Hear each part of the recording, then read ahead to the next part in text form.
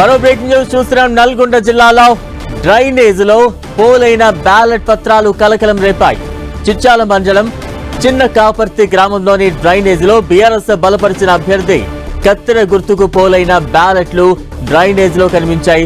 దీంతో బీఆర్ఎస్ అభ్యర్థి రుద్రారపు భిక్షం ఎన్నికల అధికారులు పోలీసులకు ఫిర్యాదు చేశారు. నిన్న జరిగిన మొదటి దశ ఎన్నికల్లో 455 ఓట్ల మెజార్టీతో కాంగ్రెస్ బలపరిచిన అభ్యర్థి గెలుపొందారు.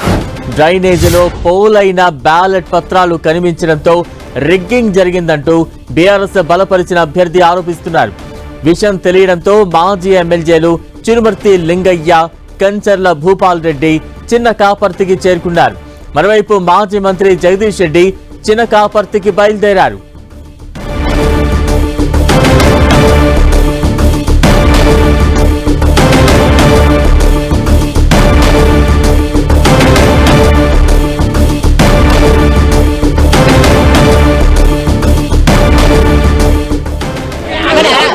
బ్యాలెట్ పేపర్ మీద అయితే ఓటు పడ్డదో ఆ గుర్తుపడ్డ కట్టలను తీసి కట్టగట్టి పక్కన మోర్లేసారు.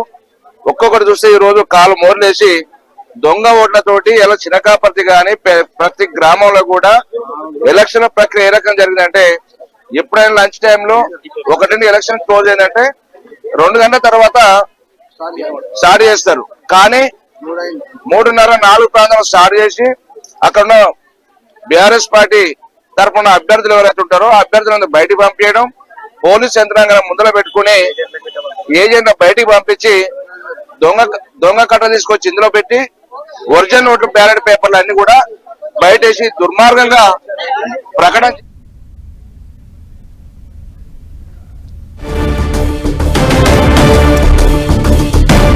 నల్గొండ జిల్లా చిన్న కాపర్తిలో పోలైన బ్యాలెట్ పేపర్లు ఓ డ్రైనేజ్ లో దర్శనమిచ్చాయి. దీంతో తీవ్ర కలకలం రేపుతోంది. మరింత అప్డేట్స్ అందించేది మా ప్రతినిధి చంద్రశేఖర్ సిద్ధంగా ఉన్నారు. చంద్రశేఖర్,